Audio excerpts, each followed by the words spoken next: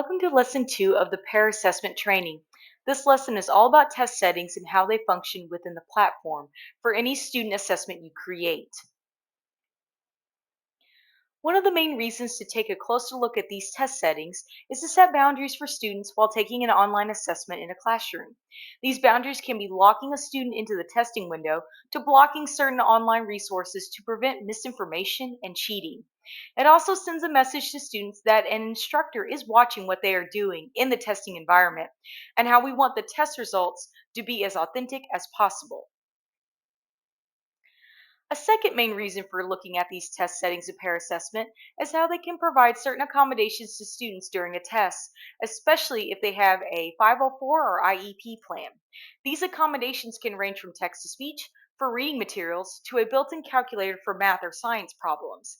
There are other test settings to explore as well, so be sure to choose the ones that best match your students that will provide the best chances of success.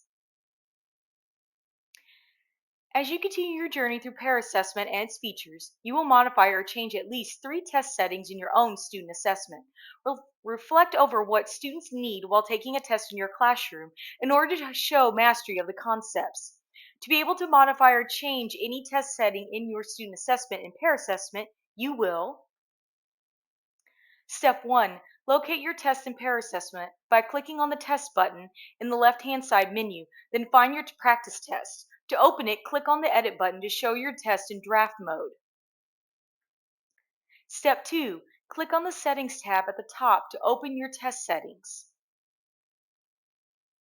In Step 3, you will have 5 sections to look at: test behavior, student tools, accommodations, anti-cheating, and miscellaneous. Pick 3 out of the 5 settings on the list and change them to what you want for your student's online testing environment. Then in Step 4, when you are done setting your test options for your students, click the Save button to save your test settings for your students. Now, make sure to check the rubric in the assignment section of this module to ensure your test settings are what you want in place for your student assessment. When your test settings are ready for submission, you will upload your screenshots or pictures from your computer into the Lesson 2 assignment in Canvas to be reviewed and graded.